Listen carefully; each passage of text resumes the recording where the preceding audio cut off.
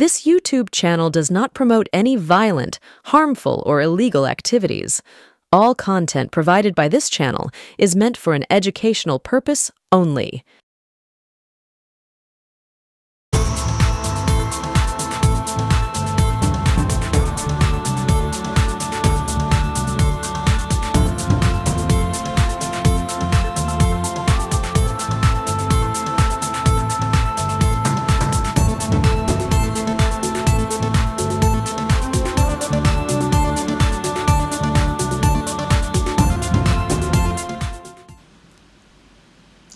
Corona কি আবার থাবা বসাতে চলেছে? সারা দেশ জুড়ে যে জ্বর হচ্ছে এবং অনেকের মুখে স্বাদ চলে যাচ্ছে, কারোর শ্বাসকষ্ট হচ্ছে, এরকম বিভিন্ন রকম খবর পাওয়া যাচ্ছে বিভিন্ন টেলিভিশন চ্যানেল, কিছু কিছু ইউটিউব মিডিয়ার মাধ্যমে।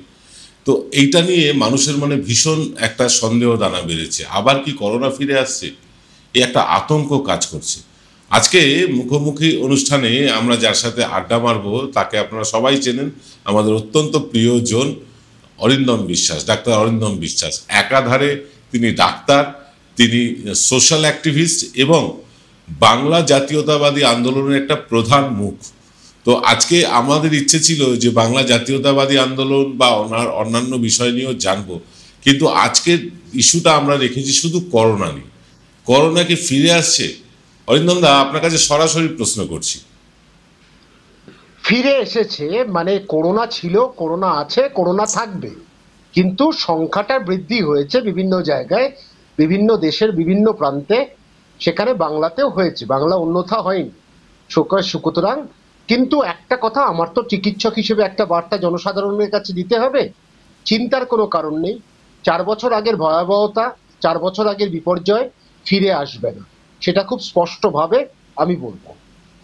মানে ধরুন এই যে যারা আমরা কোভ্যাক্সিন বা কোভিশিল্ড নিয়েছি, তাদেরও কি এই আশঙ্কা থেকে যাচ্ছে করোনা হওয়ার? দেখুন, একটা কথা হচ্ছে, করোনা হওয়ার আশঙ্কা সবার থাকে। করোনা একটা ভাইরাস, একটা ভাইরাস একজনের থেকে আরেকজনের কাছে পৌঁছে যেতে পারে, ছড়িয়ে যেতে পারে বিভিন্ন মানুষের কাছে। করোনা কোভিড ছড়াতে পারে, অস্বীকার করার নেই, ভাইরাস তো আকাশে বাতাসে আছে। তো যখন তখন মানুষ কেউ কাশলো, কেউ হাঁচলো, অত দেখে তো আপনি মিশতে পারবেন না। তো সেখানে সিকিউরিটি কভার তো সেরকম থাকতে পারে না, কিন্তু মাস্কটা থাকলে অনেকটা সুবিধার জায়গায় আপনি আছেন। কিন্তু একটা কথা, করোনা আপনার কাছে পৌঁছে যেতে পারে, আমার কাছে আসতে পারে, কোনো মানে নিঃসন্দেহে আসতে পারে, কিন্তু সেটা ভয় পাওয়ার মতন, ভীত সন্ত্রস্ত হওয়ার মতন জায়গা কিন্তু আমরা এই মুহূর্তে নেই, সেটা কিন্তু আবার বলবো এবং জোর গলায় বলবো। না, আমি এখানে দেখুন, আমি তো রাজনৈতিক ধারাভাষ্যকার, সব কথাতে রাজনীতি খুঁজে বেড়াই। নরেন্দ্র মোদী সরকারের এখন খুব মানে খারাপ অবস্থা, লেজে গোবরে অবস্থা। কেন বলছি? ধরুন, ট্রাম্পের একতরফাভাবে যুদ্ধবিরতি ঘোষণা করে দেওয়া, অপারেশন সিন্দুরকে একেবারে মমতা বন্দ্যোপাধ্যায় ব্যর্থ করে দিয়েছেন। মানে অপারেশন সিন্দুরের প্রচারকে, বাড়ি ঘর ঘর সিন্দুর যে মানে প্রচারটা হচ্ছিল, সেটা ব্যর্থ করে দিয়েছে। ফলে সব দিক থেকেই এই সরকার কিন্তু ব্যাকফুটে। কানাঘুষো শোনা যাচ্ছে, 500 টাকার নোট বাতিল হয়ে যেতে পারে, এরকম শোনা যাচ্ছে অনেক কিছুই। তার মধ্যে এই করোনা দেখিয়ে আবার সেই লকডাউনের মতন পরিস্থিতি ডেকে নিয়ে আসবে না তো? আপনি তো একজন সোশ্যাল অ্যাক্টিভিস্টও বটে, কি মনে হয় আপনার? দেখুন, একটা কথা স্পষ্ট, আবার যদি লকডাউন হয়, মানে মোদির পক্ষে তার সিংহাসন টিকিয়ে রাখা মুশকিল। তো ঘটনাটা হচ্ছে, উনি কখনোই এই কাজটি করতে যাবেন না, মানে এই রকম কাজ উনি করবেন না, আর করার প্রয়োজনও নেই। ভারতবর্ষে এখন যে অবস্থা, ভাইরাল ডিজিজটাকে পরিষ্কার করা, কিছু চ্যানেল বিভিন্নভাবে প্রচার করছে, খুব মানে খারাপ লাগে, সেটা খুব মানে বিরক্তিকর ভাবে করছে, যে আবার এসে গেল এই সংখ্যা, ওই মানে হয়ে যাচ্ছে প্রায়। তো সেইটা কিন্তু সেই পরিস্থিতি নেই। কিন্তু আপনি চিকিৎসকদের বার্তা যদি দেখেন সারা ভারতবর্ষে, তারা কিন্তু সবাইকে বলেছে যে সেরকম কিন্তু মানে সেই পর্যায়ে বা সেই পরিস্থিতি কিন্তু আবার নতুন করে ফিরে আসবে না। 4 বছর পেরিয়ে গেছে, আমরা অনেক সুস্থ আছি, আমাদের শরীরের যে অনাক্রমতা অর্থাৎ ইমিউনিটি, সেটা কিন্তু অনেক ভালোভাবে তৈরি হয়েছে, অনেক শক্তিশালী আগের চেয়ে। তো সুতরাং আমাদের ভয় পাওয়ার মতন কিছু নেই। এবং আপনি একটা কিন্তু জায়গায় দেখবেন, আশ্বস্ত হওয়ার জায়গাটা দেখলেই বুঝতে পারবেন, যতজন অসুস্থ হচ্ছে সেরকম মৃত্যুর হারের থেকে মানুষ কিন্তু দ্রুততার সাথে সুস্থ হয়ে বাড়ি চলে যাচ্ছে। যারা হাসপাতালেও ভর্তি হয়েছে তারা কিন্তু হয়েছে, মৃত্যু হয়েছে, মৃত্যুটা বেদনাদায়ক, কিন্তু সেটা আনুষাঙ্গিক রোগের জন্য হয়েছে। সেটা কিন্তু একটা করোনা কিন্তু দায়ী নয়, বিভিন্ন কারণে তার মৃত্যু হয়েছে। তো সুতরাং আমি আবার বলছি এবং ব্যর্থহীনভাবেই বলছি, সেটা কিন্তু কোনো চিন্তার কোনো অবকাশ নেই, চিন্তার কোনো কারণ নেই। তো সেখানে যদি জোর করে আমাদেরকে তৈরি করা হয় যে হ্যাঁ এটাই হয়েছে এর জন্য ভয় পেতে হবে, তাহলে আমাদের কিছু করার নেই। কিন্তু নিঃসংকোচে একটা কথা বলতে চাই যে মানুষ আবার নতুন করে সংকটে পড়বেন না। এখন নোটবন্দির গল্প যদি মোদি বাবাজি করেন তাহলে আমার তো কিছু করার নেই, আপনারও কিছু করার নেই। উনি এটা ঘোষণা করে দেবেন মাঝরাতে, তারপর লাইন পড়ে যাবে বিভিন্ন ব্যাংকে, যা ঘটেছিল। এবং সেটা তাতে কিন্তু কাজ কিছু হয়নি, কাজের কাজ কিন্তু কিচ্ছু হয়নি। বেকার একটা মানে কাজ করলেন বেশ কয়েক বছর আগে, তাতে কিন্তু আমাদের কোনো লাভ কিছু হয়নি, বরং টাকাগুলো সব ব্যাংকে ফেরতই চলে গেছে বেশিরভাগ। তো সেই জায়গা থেকে আমার মনে হয়, এবং আরেকটু সময় যদি উনি দেন আরো টাকা ফেরত চলে যাবে, পুরোটাই চলে যাবে। তো ঘটনাটা হচ্ছে একটা বোকা মানে খুব অবিবেচিত সিদ্ধান্ত হয়েছে। এই বিবেচনা না করি একটা সিদ্ধান্ত, ওটা সামনে ইউপি নির্বাচন ছিল, আপনার মনে থাকবে তখন ইউপি নির্বাচন ছিল সামনে, যাতে ইউপি নির্বাচনে টাকাটা যাতে না সরাতে পারে অন্য দল, সেই কাজটি উনি করেছিলেন। কিন্তু ওনাদের দল কিন্তু তার আগে ব্যাংকে ঢুকিয়ে ফেলেছিলেন, এটা খেয়াল রাখুন, তখন কিন্তু ব্যাংকে ঢুকিয়ে দিয়েছিল টাকা। তো ঘটনাটা হচ্ছে কোভিড নিয়ে যদি আবার রাজনীতি করতে নামেন তাহলে ব্যর্থ হবেন, আর লকডাউন যদি করেন তাহলে দেশের মানুষ কিন্তু একেবারে ক্ষেপে উঠবে। সুতরাং সেই পরিস্থিতিটা তৈরি করতে উনি মনে হয় না এতটা বোকা, কিন্তু বা ওনাকে জোর করে যদি তৈরি করা, এক সিন্দুর যেটা আপনি বলছেন, সিন্দুর পরিস্থিতি ওইটুকু ঠিক থাকতো যে নামকরণ দিয়েছি, নামকরণ হয়েছে, পাকিস্তানের টার্গেটেড স্ট্রাইক হয়েছে, পাকিস্তানের অসভ্যতামি তো মেনে নেওয়া যায় না, এটা আমিও মানি আপনিও মানবেন। একটা 26 জনকে একটা মানে 26 জন নিরপরাধ নিরুপায় যাদের কিছু করার ছিল না তাদেরকে মেরে দিয়েছে, মেরে দিল এইভাবে। কিন্তু 4 জন টেররিস্টের খোঁজ কিন্তু এখনো আমি আপনি কোথাও পাইনি, কেউ পাইনি। আশা করি সেই নিয়েও একটা ফাইলস, পেহেলগাম ফাইলস হবে। তো সেখানে এই ঘটনাটা প্রশ্ন আশা করি যিনি ডিরেক্টর হবেন তুলবেন। দাদা আমি আপনাকে বলি, পুলওয়ামা ফাইলস এখনো হয়নি। পুলওয়ামার কারা এসে আক্রমণ করলো, কারা বিস্ফোরণ ঘটালো, সে তদন্ত এখনো শেষ হয়নি। আপনি পেহেলগাঁও মানে ফাইলসের কথা বলছেন? না, পয়সা থাকলে সব হয়ে যায়, তো পয়সা দেবে কোনো বড় কেউ। তো ঘটনাটা হচ্ছে তৈরি করতে কতক্ষণ লাগে, আজকাল সিনেমা তৈরি করতে 6 মাসের 3 থেকে 4 মাসের মধ্যে হয়ে যায়, তো কতদিন লাগবে? এরকম একটা ভুলভাল গল্প, আজগুবি গল্প তৈরি হবে। কিন্তু পেহেলগাম ফাইল যদি হয় তাহলে কিন্তু প্রশ্ন করা উচিত ওই 4 জন টেররিস্ট কোথায় গেল। তারা মাঝখানে একটা গল্প উঠেছিল তারা নাকি শ্রীলঙ্কা পালিয়ে গেল, তাদের তো ডানা ছিল না। আপনি ভাবুন তো, কাশ্মীর থেকে শ্রীলঙ্কা উঠতে যাবে, উঠতে তারা পৌঁছে গেছিল। বোকার মতন কতগুলো কথা, আজগুবি কথা বানালে তো হবে না, বোকার মতো কথাগুলো বলছে। তবে একটা কথা এর মধ্যে একটা বলবো, কোভিড এর আলোচনার মধ্যে একটা কিন্তু খুশির খবর, আমি আপনি কিন্তু খুশি হব, সেটা হচ্ছে মনীষা ফাইলস হচ্ছে, কর্পূর তৈরি হচ্ছে। কর্পূরেও যেরকম আমরা দেখে আনন্দ পাবো, কর্পূরের গন্ধে যেরকম আমরা একটা লাবণ্যময় পরিবেশ তৈরি হয় কর্পূর থাকলে, সেরকম কর্পূর ফাইলস কিন্তু যখন হোক আমরা একটু কিছু জানতে পারি। 34 বছরে বিজেপির ফাইলস তো আমরা দেখতে পাবোই, কিন্তু তার সাথে আমরা মানে বামপন্থীদের একটু ফাইলস গুলো একটু দেখা যাক না, মনীষা ফাইলসটা একটু দেখি না কি হয়। আশা করি ওটা ভালোই হবে। আর কুণাল বাবুকে আমার হয়ে, আপনি তো একজন মিডিয়ার মানুষ, খুব মানে প্রথিতযশা, এবং আপনাকে যথেষ্ট সম্মান সবাই করে, একটু কুণাল বাবুকে ধন্যবাদ জানিয়ে দেবেন কুণাল বাবুর এই নতুন ভেঞ্চারে। আপনার কথা নিশ্চয়ই পৌঁছে দেবো। উনি আজকের অনুষ্ঠান দেখছেনও, আমি জানি উনি আমাদের প্রতিদিন দেখেন অনুষ্ঠান।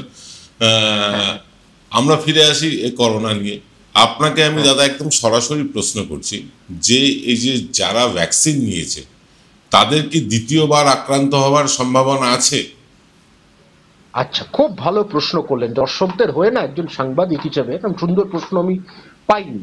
খুব ভালো প্রশ্ন। প্রশ্নটা হচ্ছে, এটা আমাকে আপনাকে বুঝতে হবে, ভ্যাকসিন শরীরের অনাক্রমতা অর্থাৎ ইমিউনিটিটাকে তৈরি করে, আরো শক্তিশালী করে, যাতে একটা বহিরাগত পদার্থ বা সংক্রমণ যখন শরীরে, জীবাণু যখন শরীরে প্রবেশ করে, সেটাকে আমাদের অনাক্রমতা ইমিউন সিস্টেমটা কি করে, তাদের চিহ্নিত করে, এবং চিহ্নিত করে নিকেশ করে, এবং প্রদাহটা অর্থাৎ ইনফ্লামেশন যেটা তৈরি হয় সেটা খুব ভারসাম্য রেখে হয়।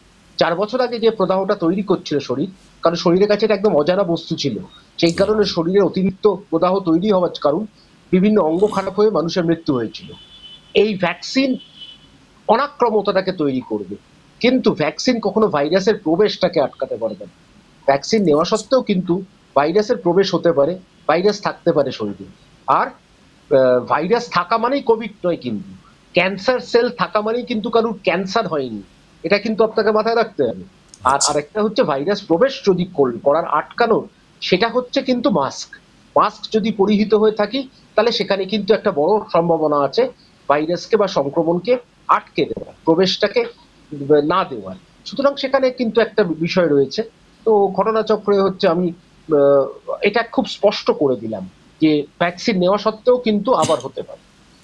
না, এবার আপনাকে আমি বলি, মাস্ক তখন যখন করোনা চলছিল তখন মাস্ক নিয়েও প্রশ্ন উঠছে, কারণ মাস্কে আমাদের যে স্বাভাবিক নিঃশ্বাস প্রশ্বাস সেটা ব্যাহত হচ্ছে। আমরা যে কার্বন ডাই অক্সাইড ছাড়ছি তার কিছু অংশ আবার ফিরে যাচ্ছে ফুসফুসে মাস্কের কারণে।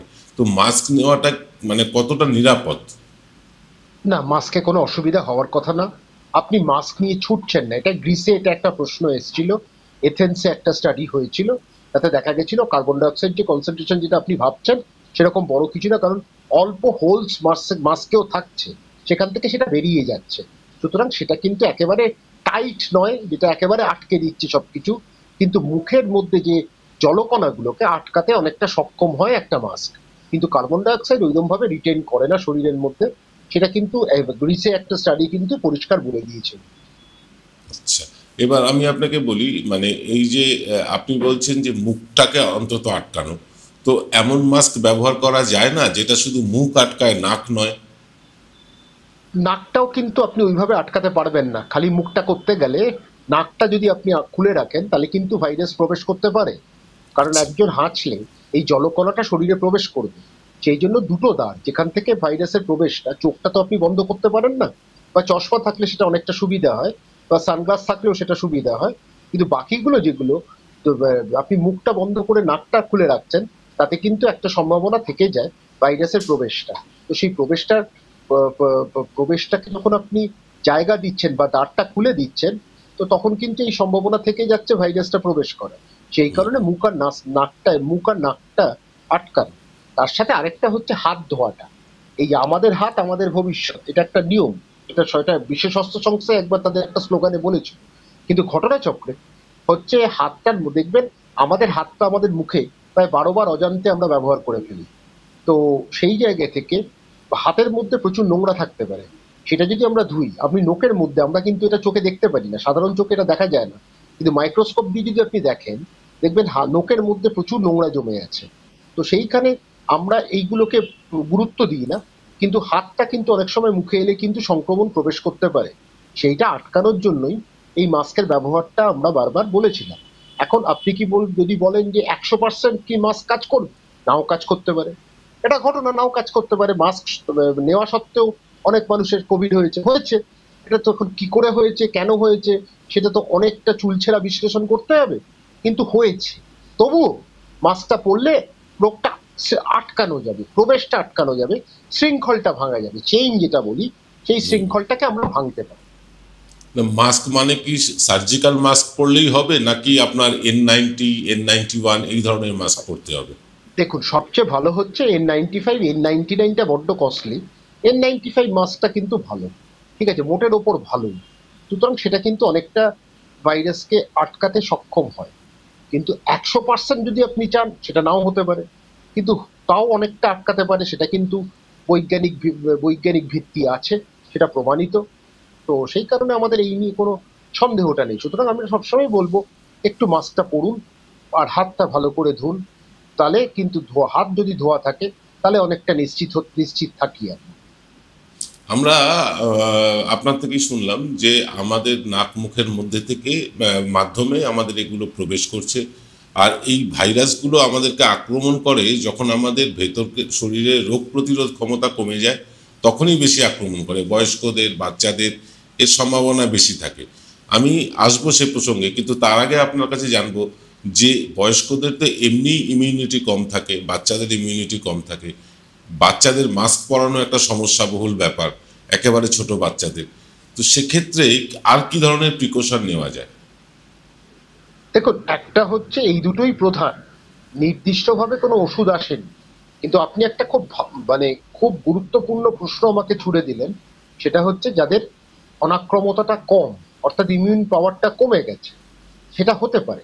যাদের আনুষাঙ্গিক রোগ আছে, অর্থাৎ কোমরবিডিটি বলে একটা কথা আমরা ব্যবহার করি মানে মেডিকেল পরিভাষায়, সেখানে ডায়াবেটিস কারুর যদি থাকে, লিভার ডিজিজ কারুর যদি থাকে, কিডনি ডিজিজ যদি থাকে, পোস্ট বাইপাস, তারপর হচ্ছে সিওপিডি মানে অর্থাৎ ব্রঙ্কাইটিস অথবা অ্যাজমা থাকলে, তো সেইখানে এই মানুষদের কিন্তু ইমিউনিটিটা কম থাকে, সুতরাং সে কারণে তাদের ক্ষেত্রে একটু বেশি গুরুত্ব দিয়েই বিষয়টা দেখা দরকার। কারণ যে কোনো সাধারণ ভাইরাস তাদের শরীরে প্রবেশ করলে জটিল থেকে জটিলতর পরিস্থিতি হতে পারে, সেখানে কোভিডও করতে পারে, অ্যাডিনোও করতে পারে, রাইনোও করতে পারে, প্যারাইনফ্লুয়েঞ্জা করতে পারে, যে কোনো ভাইরাস করতে পারে।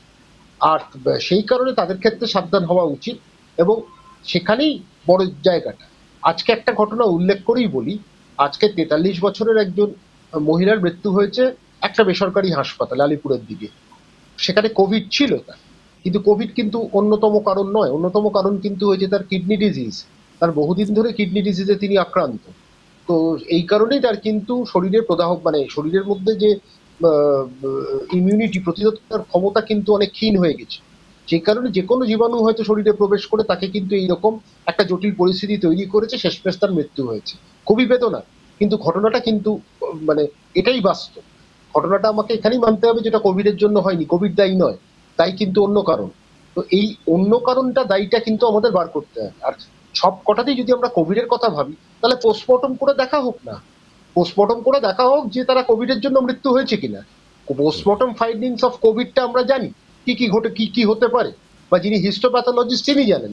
তো সুতরাং তিনি তো বাদ বিচার করতেই পারবেন, পৃথকীকরণ করতে পারবেন। তো সেই কারণে কোভিড নিয়ে এখনো আমি বলছি চিন্তার কিছু নেই, সাবধানে থাকি, সতর্কতা অবলম্বন করি। আর বাচ্চাদের কথা একটা যেটা বলেন, 4-2 বছরের নিচে বাচ্চাকে আপনি মাস্ক দিতে পারবেন না, যা করবেন ওপরে। এখন যারা স্কুলে যাচ্ছে তাদের ক্ষেত্রে মাস্ক ঠিক আছে, যারা বাচ্চা কতক্ষণ মাস্ক পরবে সেটাও একটা বিষয়, কারণ তারাও একটা মানে ছটফট করতে থাকবে সে। তো স্কুলের মধ্যে সে যদি দেখে এখানে শিক্ষক শিক্ষিকাদের একটা অভিভাবক অভিভাবিকার মতো কাজ করতে হবে। যদি কোনো বাচ্চাকে দেখে যে তাদের সর্দি হয়েছে, কাশি হচ্ছে, তাকে একটু একটু কর্নারে বসিয়ে দেওয়া আর বাড়ি পাঠিয়ে দেওয়া, একটু বিশ্রামে থাকুক, সে যখন পুরোপুরি সুস্থ হবে সে যখন স্কুলে ফিরবে। এই দায়িত্বটা নিতেই হবে স্কুলকে। আর কারণ স্কুল থেকেই তো অনেক রোগ ছড়ায়, কিন্তু এটা আপনি মাথায় রাখবেন, অনেক ভাইরাল ডিজিজ কিন্তু স্কুল থেকে ছড়ায়। সুতরাং সেখানে এইটা যদি আমরা করতে পারি, তো আমাদের মোটামুটি আমরা একটা জায়গায় একটা স্তরে পৌঁছবো। কিন্তু বাচ্চাদের ক্ষেত্রেও বাড়ির বাবা মা, তারা তো অভিভাবক অভিভাবিকা, তাদের কাজও আছে যে সর্দি কাশি হলে ডাক্তারের সাথে পরামর্শ করবে, এবং পরামর্শ নিয়েই আগামী দিন কি করতে হবে ডাক্তারই বলে দেবে পথটা। কিন্তু একটা কথা, এই জায়গায় একটা কথা, খুব একটা বার্তা আমি পরিষ্কার দিয়ে যাব, রোগী কিন্তু গিনিপিগ নয়, মানুষ কিন্তু গিনিপিগ নয়। তাদের যথেচ্ছা ওষুধ ব্যবহার করে যা খুশি করা উচিত নয়। হাজারটা গাইডলাইন, দুটো গাইডলাইন তৈরি করে দিলাম, সেখানে স্টেরয়েডের ব্যবহার, সেখানে রেমডেসিভির, সেখানে টকিলিজুমাব, এগুলো করতে গেলেই কিন্তু আমরা বিপদে পড়বো। আগেরবারও বিপদে পড়েছি, আন্দাজে কিন্তু ওষুধ দেওয়া হয়েছে, কোনো প্রমাণ ছিল না। কোভিড একটা প্রহেলিকা ছিল, এখনো প্রহেলিকা আছে, যদিও আমরা কিছুটা জানতে পেরেছি আগামী দিন, একটু পথটা আমরা এগিয়েছি, যে হ্যাঁ একটু জ্ঞান অর্জন করেছি কোভিডের বিষয়ে, কিন্তু পুরোপুরি অর্জন করতে পারিনি। সেই প্রহেলিকা যেরকম ছিল সেটা আছে, সব উত্তর কিন্তু আমরা পাইনি। তো সেই ক্ষেত্রে আমাদের সাবধানতার মান নেই, সতর্কতার মান নেই, সতর্কতা অবলম্বন করতে আমাদের এগোতে হবে এবং স্বাভাবিক জীবনযাত্রা পালন করতে হবে। আপনার বারবার ফোন আসছে, আমি দুঃখিত আপনাকে ব্যস্ত শিডিউল থেকে আপনাকে। না না ঠিক আছে, না না ঠিক আছে, কোনো অসুবিধা নেই। কয়েকটা প্রশ্ন আপনাকে আমার করতেই হচ্ছে। প্রথমত, এই প্রচন্ড গরম গেল, তারপরে বর্ষাটা এসে গেল একদম ঘাড়ের উপরে হঠাৎ করেই। এই ঠান্ডা গরমে অনেকেরই জ্বর, সর্দি, কাশি, শ্বাসকষ্ট, মুখে স্বাদ না পাওয়া ইত্যাদি হয়ে থাকে প্রতি বছরই। ছোটবেলা থেকেই আমরা এটা দেখে আসছি। এই মানে ট্রানজিশন পিরিয়ডে, মানে গরম থেকে ঠান্ডা বা ঠান্ডা থেকে গরম হওয়ার সময় এটা অনেকেরই হয়। তো এইটাকে করোনা বলে বা করোনার ভীতি দেখিয়ে এক ধরনের টেলিভিশন চ্যানেল, কিছু ইউটিউব চ্যানেল একটা মানে ভয়ঙ্কর পরিস্থিতি তৈরি করতে চাইছে। আপনি ডাক্তার হিসেবে এটাকে কিভাবে দেখছেন বা কি বলবেন? দেখুন, ডাক্তারদের বক্তব্য মানে আমার বক্তব্যটা যদি আপনি খেয়াল করেন, বিভিন্ন চ্যানেলে কিন্তু বক্তব্যের মধ্যে কোনো মানে তারতম্য নেই, বক্তব্যটা মোটামুটি একই দিয়েছি আমি। চিন্তার কোনো কারণ নেই, ভয়ের কোনো কারণ নেই। এবং করোনা ছিল, করোনা আছে, করোনা থাকবে। কিন্তু ঘটনাটা হচ্ছে কি, তারা যদি তাদের মতো মতামত দেন আর বিভিন্ন ডাক্তার ধরে এনে বক্তব্য রাখান বা তাদের কথায় ডাক্তাররা চলে, সেটা অত্যন্ত কিন্তু দুঃখজনক। অত্যন্ত বেদনা। ডাক্তারের কাজ করছো না। ডাক্তারের কাজ মানুষকে কিন্তু বোঝানো, যেখানে বিপদ আছে বিপদ আছে। আর যদি দরকার পড়ে সেটা ডাক্তার হিসেবে আমি বলছি সরকার তাহলে বাধ্যতামূলক করুক মাস্কটা হলেই তো আমাদের অনেক। কিন্তু আমরা চাইছি না পেশেন্ট গিয়ে হাসপাতালে হোক, পেশেন্ট গিনিপিগ হয়ে যাক, তারপর এদিক ওদিক ডাক্তারদের হাজারটা ওষুধ, লাখো লাখো টাকা পেশেন্টের ঘর বাড়ি বিক্রি করা। সেই পরিস্থিতিটা আমি একদম চাইছি না। তখনও বিভিন্ন সময় আমি বলেছিলাম, কিন্তু ঘটনা হচ্ছে তখন একটা প্রবাহের মধ্যে আছে। সেই প্রবাহের মধ্যে থাকলে তো আপনি আর কিছু করার নেই, মানে স্রোতের সঙ্গে অনেকে বয়েছে। কিন্তু ঘটনাটা হচ্ছে যে কোভিড নিয়ে পরবর্তী ক্ষেত্রে অনেক প্রশ্ন এসছে, অনেকে প্রশ্ন তুলেছেন, বিভিন্ন অনুষ্ঠানও সে কারণে হয়েছে। কিন্তু কোভিড যখন হয়েছিল এই প্রশ্নগুলো সেইভাবে তখন মিডিয়া তখন একটা দিকেই খেলে গেছে যে ওষুধ লাগবে, এই লাগবে, এত মৃত্যুর মিছিল বিভিন্ন দেশ থেকে তুলে এনেছে খবর তো হয়েছে, অস্বীকার তো করার নেই। কিন্তু ঘটনাচক্রে যে আজকে আমাদের কারণগুলো আমাদের আবার দেখবেন একটা গল্প তৈরি হচ্ছে, মানে ইউটিউবে আপনি যেরকম বলছেন না, ইউটিউবাররা চায়নাতে নাকি এমন একটা ভাইরাস হয়েছে পৃথিবীর অর্ধেককে বা 1/3 মেরে ফেলতে পারে। তো এই গল্পগুলো দিয়ে লাভ কি? আর চায়না তো রহস্যময় দেশ, যেটা আমি আপনার থেকে কি বলবো, আপনি একজন মানে বরিষ্ঠ সাংবাদিক, আপনি খুব ভালো করে জানেন সে চায়না কি দেশ। চায়নার মধ্যে যত ছোট লোকামি হয়, যত অসভ্যতামি হয়, একটা রহস্যময় দেশ, মানুষকে মারার জন্য সেই দেশটা তৈরি হয়েছে। এবং তাদের কিছু দালাল আবার আমাদের কলকাতাতেও আছে, সে ভারতবর্ষও আছে। তো কিন্তু ঘটনাটা হচ্ছে চায়নার থেকে আসছে, কিন্তু এই যে ইউটিউবাররা যে ভুলভাল খবরগুলো ছড়াচ্ছে সেটা কিন্তু অন্যায়। সেগুলো কিন্তু যদি সরকার প্রয়োজন হয় বন্ধ করে দিই, দেখানোর দরকার নেই। মানুষকে ভয় পাবো কেন? মানুষকে আমি বলতে পারবো, মানুষকে আমি চেষ্টা করব মানুষের যাতে চেতনার জাগরণ হয়, মানুষের মধ্যে যেন অন্তরীণ হয় যে আমাদের সাবধানতা অবলম্বন করতে হবে, সতর্কতা অবলম্বন করতে হবে। কিন্তু মানুষকে আমি কখনোই ভীত সন্ত্রস্ত করবো না। মানুষ এমনি অসহায়, তাকে আমি আরো মানে অসহায়তার মধ্যে ফেলে দিচ্ছি, সেটা কিন্তু কখনোই মানে মানে সাধুবাদ দেওয়ার মতন কথা নয় বা প্রশংসা করার কথা না। সেটা অত্যন্ত অপ্রীতিকর এবং অকাঙ্ক্ষিত, এইটুকুই বলবো। আপনি সতর্কতা সাবধানতার কথা বললেন। আমার শেষ প্রশ্ন দাদা আপনার কাছে, আমরা আমাদের ইমিউনিটি বাড়াতে হলে, যদি ইমিউনিটি কারোর বেশি থাকে তাকে বিভিন্ন ভাইরাল যে অ্যাটাকগুলো হয় তা প্রতিহত করতে সাহায্য করে। কিন্তু আমাদের ছোটবেলা থেকে ইমিউনিটি বাড়ানোর জন্য আমাদের কিছু ট্রেনিং নেই, কি খাবার খেতে হবে জানা নেই, কি ধরনের মানে আচার আচরণ করতে হবে কিছু জানা নেই। তো ইমিউনিটি মানে বাড়াতে হলে আমাদের কি কি করা উচিত, কি কি খাওয়া উচিত? প্রথম কথা, কি করা উচিত নয় সেটা হচ্ছে ওষুধের দোকানে দাঁড়িয়ে ভিটামিন খাওয়ার দরকার নেই, ঠিক আছে? 1 নম্বর, আপনি যদি একটা পেয়ারা খান তার মধ্যে আপনি জিঙ্ক পাচ্ছেন, আপনি একটা লেবু খেলে তার মধ্যে ভিটামিন সি পাচ্ছেন। প্রকৃতি আমাদের এমন ভাবে তৈরি করা আছে, প্রকৃতি তৈরি করেছে আমাদেরকে প্রচুর খাবার, প্রচুর ফল, প্রচুর সবজি দিয়ে, যে আমাদের ইমিউনিটি এমনি তৈরি হয়, কোনো ওষুধ দিয়ে ইমিউনিটি তৈরি হয় না। এটা স্পষ্ট কথা বলে দিচ্ছি, যারা জানার তারা জেনে নিন এটা, যে ওষুধ খাওয়ার দরকার পড়ে না, হাজারটা ভিটামিন খাওয়ার কোনো প্রয়োজন নেই। একটা ভীষণ দুর্বলতা, তখন একটা ভিটামিন না হয় আপনাকে দেওয়া গেল, কিন্তু ভিটামিন খেয়ে আপনার ইমিউনিটি বেড়ে যাবে এর কোনো কারণ নেই। আর তার সাথে হচ্ছে বডি বিল্ডাররা এসে জ্ঞান দেবে আপনাকে যে এই হলে হয়ে যাবে। তো ব্যাপারটা হচ্ছে মানে মানে বর্তমান যুগের মনতোষরায়রা আপনাকে যা গল্প দেবে, এই খান ওই খান, এই খেয়ে নিলে আপনার শরীর তৈরি হবে, কিচ্ছু হবে না, কিচ্ছু হবে না। আপনি ভালো করে যা খাবার প্রকৃতি যে আপনাকে দিয়েছে সেটাই আপনি সেবন করুন। আপনার বডি বিল্ডারকে শুনতে হবে না, আপনার ইউটিউবারদের শুনতে হবে না, আপনার বিভিন্ন তোতলা পাতলা কাতলাদের শুনতে হবে না। তো দরকার নেই। পরিষ্কার কথা হচ্ছে যে একটাই কথা পরিষ্কার বলবো, যে যেটা আপনি বুঝবেন পরিষ্কার নিজেরা পড়ুন, নিজেরা জানুন, নিজেরা বিবেচনা করুন যে প্রকৃতি আমাদের যা খাবার দিয়েছে এর থেকে আর বেশি ভালো খাবার কিছু নেই।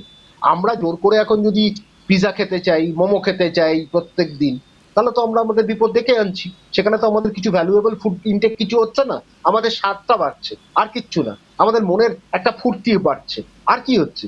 তো এই ঘটনাটা পরিষ্কার কথা, কোভিড এর ক্ষেত্রে বা ভাইরাল ডিজিজের ক্ষেত্রে অনেক সময় হয় কি, একটা দুর্বলতা হয়, মানুষ যখন সেরে ওঠে তখন মাঝে মাঝে আমরা ভিটামিন দিতে বাধ্য হই বা দিই। কিন্তু বক্তব্য হচ্ছে আলাদা করে ভিটামিন দিতে ইমিউনিটি বা অনক্ষমতা বেড়ে যায় না, শক্তিশালী হয় না শরীর, এটা কিন্তু স্পষ্ট করে জেনে নেওয়া। এটা এই জন্য ইনফ্লুয়েন্সারদের কথা শোনার দরকার নেই, আপনি ডাক্তারদের কথা শুনুন। আপনি প্রবীর বাবুর চ্যানেলটাই দেখুন না ভালো করে, উনি তো ঠিকঠাক ডাক্তারদের এনেই প্রোগ্রামটা করেন। তো সেই কারণে আমি এইটুকুই বলবো যে আপনি যেরকম স্পষ্ট কথা শুনতে ভালোবাসেন, আমিও স্পষ্ট কথা বলতে ভালোবাসি। মানুষও স্পষ্ট কথা শুনুক, স্পষ্ট কথার কোনো কষ্ট নেই, এইটুকু আমি বিশ্বাস করি। প্রশ্ন আরো একটা থেকে যাচ্ছে দাদা, সেটা হচ্ছে যে ধরুন এই যে জ্বর সর্দি কাশি হচ্ছে বা করোনার মতন উপসর্গ দেখা দিচ্ছে, তো জ্বর মানে হলে এই মুহূর্তে প্যারাসিটামল জাতীয় ওষুধ খাওয়া যেতে পারে কি? দেখুন, দুটো ওষুধ ভাইরাল ফিভারে কাজ হয়। প্যারাসিটামলটা দিলে আমাদের শরীরের যে যন্ত্রণা, শরীরের যে কষ্টটা থেকে মুক্তি পায়, এটা নিয়ে কোনো সন্দেহ নেই। অ্যান্টি অ্যালার্জি অনেক সময় নাক দিয়ে জল পড়ছে, আমাদের বাধ্য হয়ে অ্যান্টি অ্যালার্জিটা দিতে হয়, ঠিক আছে? এই দুটো ওষুধ প্রধানত কাজ করে। অ্যান্টিবায়োটিকটা কখন দেবো? যখন দেখবেন সর্দির রংটা বা কফের রংটা রঙিন হয়ে যাচ্ছে, সেটা সবুজ বা হলুদ হচ্ছে, সেই সময় কিন্তু অ্যান্টিবায়োটিক শুরু করে দেওয়া উচিত। মানে জল যখন পড়ছে না, একটু একটু ক্লিয়ার করে দিন, যখন জলের মতো পড়ছে তখন অ্যান্টিবায়োটিকের দরকার হচ্ছে না।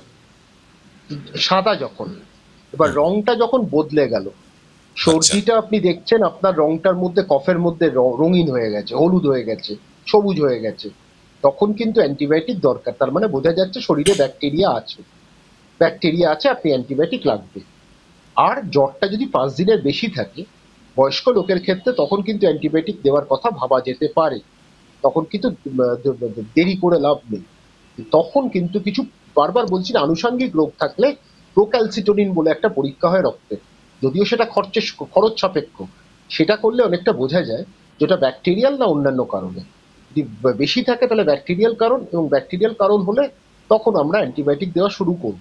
কিন্তু অযথা অ্যান্টিবায়োটিক দেওয়ার, ভাইরাল ফিভারে অ্যান্টিবায়োটিক দিয়ে আমি কিচ্ছু লাভ করতে পারবো না। Antibiotic is meant for bacterial disease, not viral disease or fungal disease. তো সেই কারণে আমাকে এই জায়গাটাতে বিবেচনা করতে হবে। মানুষ দিয়ে দেয় কারণ আমরা সবাইকে আজকে অপেক্ষা করার সময় কারণ নেই, এটা তো আপনিও মানেন। কারণ এটাকে জেট এজের মধ্যে আমরা আছি, সবাইকে অফিসে যেতে হবে, নাহলে মাইনে কাটা যাবে, তাহলে ছুটি নিতে হবে। এটা তো একটা হয়েছে, এটা আজ থেকে 30 বছর আগে হয়তো এত মানুষের চাপ ছিল না, চাপটা মানুষের বেড়েছে। অনেক ক্ষেত্রে আমরা অ্যান্টিবায়োটিক দিয়ে ফেলি যাতে তাড়াতাড়ি সেরে যায়, বা আমরা ঝুঁকি নিতে চাই না। কিন্তু এটাও ঠিক, আমরা বেশি অ্যান্টিবায়োটিক দিলে রেজিস্ট্যান্স তৈরি হয়, পরবর্তী প্রজন্মের জন্য আমরা কিন্তু বেশি অ্যান্টিবায়োটিক রেখে যেতে পারবো না। তো সেটা একটা বিষয় যেটা নিয়ে ভাবাচ্ছে। অ্যান্টিবায়োটিক রেজিস্ট্যান্স সারা ভারত কেন, সারা বিশ্বে মানুষকে ভাবাচ্ছে। মানে indiscriminate use of antibiotic should be avoided, মানে অযথা আমরা অ্যান্টিবায়োটিক ব্যবহার করবো না। কিন্তু এটাকে যখন কিছু কিছু ক্ষেত্রে আমরা বাস্তবটা চিন্তাতে আমরা দিয়ে দিই, সেটা ঘটনা। আবার এটাও ঠিক, অযথা দেওয়া উচিত না। সুতরাং সে বিষয়ে আমাদের সাবধান হওয়া উচিত। আর আরেকটা বিষয় যেটা হচ্ছে দূরত্বর বিষয়, সামাজিক দূরত্ব রাখা, শারীরিক দূরত্ব রাখা সম্ভব নয়। 10 কোটি মানুষ বাংলায় থাকে, 140 কোটি মানুষ বাংলায় থাকে। তো ঘটনাটা হচ্ছে মানে 1/6 অফ দ্য পপুলেশন ইন্ডিয়া ধরে রেখেছে সারা বিশ্বে। এটা কি সম্ভব? শারীরিক দূরত্ব সুইজারল্যান্ড থেকে কোন বড়বাবু কি বললেন, ওই মোটা একটি করাপ্টেড বদমাইশ লোক, যে বিশ্ব স্বাস্থ্য সংস্থার একটা উঁচু পর্যায়ে ছিলেন, তো ইথিওপিয়াতে ওনার নামে অনেক বদনাম ছিল। তো সেই লোকটা কি বললো সুইজারল্যান্ড থেকে, আর সেটা ভারতবর্ষে কিন্তু কার্যকরী হবে না। আরে ভারতবর্ষে অনেক মানুষ জনবসতি এলাকায় থাকেন, সেখানে ঘনত্বটা অনেক বেশি। সেখানে আমরা বাস্তব চিন্তাধারা করব না আমরা তাকে আলাদা করব? কোথায় জায়গাটা কোথায়? তাহলে তো আমাকে প্রত্যেক ঘরের মাঠে রাখতে হবে, আমাকে সল্টলেক স্টেডিয়ামে রাখতে হবে, আমাকে গীতাঞ্জলি স্টেডিয়ামে রাখতে হবে। তো ঘটনাটা হচ্ছে সেটা সম্ভব না। সুতরাং আমাদের এর মধ্যেই বাঁচতে হবে, আমরা এর মধ্যেই বাঁচবো, ভালো থাকবো, আপনিও ভালো থাকবেন, আমিও ভালো থাকবো, এবং চেষ্টা করব মানুষের পাশে থাকার, মানুষকে ঠিক কথাটা বলার, মানুষকে ঠিক সময় মানে ঠিক বার্তাটা দেওয়ার। এটা কিন্তু আমাদের একটা কাজ, চিকিৎসক হিসেবে আমাকে করতে হবে। এবং শুধু চিকিৎসক নয়, সমাজে আমি বসবাসকারী, সমাজে একজন বসবাসকারী হিসেবেও আরেকজনকে ঠিক অ্যাডভাইসটা, ঠিক কথাটা কিন্তু আমাকে পরিষ্কার করে বলতে হবে। তো সেই কারণে তাকে ভীত সন্ত্রস্ত করার কাজ আমার নয়, তাকে আশ্বস্ত করার দায়িত্ব, তাকে সাহস যোগানোর দায়িত্ব আমার। খুব ভালো কথা বললেন। আপনি বলছেন প্রাকৃতিক সম্পদে ভরপুর এই পৃথিবী, এখানকার প্রাকৃতিক খাবারই খাওয়া উচিত। আমের সিজন চলছে দাদা, হিমসাগর ল্যাংড়ার ছড়াছড়ি বাজারে, দামও অনেকটা পড়েছে। আম খেলে অনেকেরই নাকি ফোড়া হয়, আবার সুগারের রুগীর আম খাওয়া বারণ। এই ব্যাপারে যদি একটু আমাদের দর্শকদের আশ্বস্ত করে দেন। মানে দুর্দান্ত প্রশ্ন করছেন, কিন্তু আমি কিন্তু ভালো পরীক্ষার মধ্যে দিয়ে যাচ্ছি। তো ঘটনাটা হচ্ছে, আমের সাথে ডায়াবেটিসের দারুণ প্রশ্নটা করলেন। ডায়াবেটিক পেশেন্ট 3টে পিস আম খেতে পারে, ঠিক আছে, পরিষ্কার করে দিলাম। মানে 3টে ছোট পিস কেটে পুরোটা খেয়ে ফেলবেন না, তাহলে সুগার বাড়তে পারে, ঠিক আছে। ডায়াবেটিক পেশেন্ট পেয়ারা খেতে পারে, লেবু খেতে পারে, আপেল খেতে পারে, কোনো অসুবিধা তাদের নেই। কিন্তু আমের ক্ষেত্রে একটু সুগার বেড়ে যেতে পারে, তো সেখানে 3 পিস 4 পিস আপনি খান, তাতে কিছু অসুবিধা নেই। কিন্তু আমে খেলে ফোড়া হয়, এটা আমি জানতাম না। একটা যেটা হচ্ছে, আপনাকে ঘুরিয়ে যদি আমি ভাবি, ডায়াবেটিক পেশেন্ট সে আম খেলো, তার হয়তো ফোড়া হলো, সেটা হতে পারে। কিন্তু অকারণে আম খেলে ফোড়া হয়ে যায়, আজ অব্দি আমি শুনিনি, বা বিজ্ঞানসম্মত উত্তর আমি দিতে পারবো না। আপনার অনেক মূল্যবান সময় থেকে আমাদের জন্য সময় বার করলেন অরিন্দম দা, আপনাকে কি না, বলে না, ধন্যবাদ জানাবো আমি জানি না। আমাদের দর্শকদের বহু প্রশ্ন ছিল এবং দর্শকদের দাবিও ছিল যেন আপনাকেই আমরা বসাই, মানে আপনি যেন এই প্রশ্নগুলোর উত্তর দেন, এইরকম একটা দাবি ছিল বলে আজ রোববার সকালে আপনাকে টেনে হিচড়ে আমি বসালাম। যাকে আমার তবে মনে এত হয় এত এত কাট উত্তর দিয়ে ফেলি না, হয়তো দর্শকরা নাও পছন্দ করতে পারে। না, আসলে সোজা কথাটা সোজা করে বলাই ভালো। সাদাটাকে সাদা, কালোটাকে কালো বলার লোক আপনি। সেটাই। ধূসরের মধ্যে কখনো যাননি, সে আপনি সোশ্যাল অ্যাক্টিভিজম যখন করছেন তখনও না, ডাক্তার হিসাবেও না।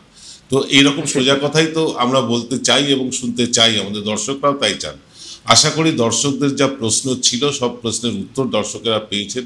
অকারণ আতঙ্কিত হওয়ার কিছু নেই। ডাক্তার বিশ্বাস আপনাদের আশ্বস্ত করলেন, উনি আরএন টেগরের মেডিসিনের দায়িত্বে রয়েছেন, মেডিসিন ডাক্তারের দায়িত্ব পালন করেন এবং প্রথিতযশা ডাক্তার। আমি ব্যক্তিগতভাবে একাধিকবার উপকৃত হয়েছি ওনার পরামর্শে। তাই আপনাদের ইচ্ছানুসারে আমি ডাক্তারবাবুকে আপনাদের সামনে হাজির করলাম। যদি এই ধরনের অনুষ্ঠান আপনাদের ভালো লাগে আপনারা আমাদের জানাবেন, আমি ডাক্তারবাবুকে জানাবো। ডাক্তারবাবুকে চেষ্টা করব অন্তত সপ্তাহে একদিন ধরে বেঁধে হলো আপনাদের সামনে আনার, কারণ এইরকম মানুষ পাওয়া বিরল। এরকম মানুষ আজকের দিনে সত্যিই বিরল। এরকম মানুষের সান্নিধ্য পেলে আমরা যতটা উপকৃত হই ততটাই উপকৃত হন আমাদের দর্শকেরা। দাদা, আপনাকে অনেক ধন্যবাদ আমাদেরকে সময় দেওয়ার জন্য। ভালো থাকবেন। ধন্যবাদ।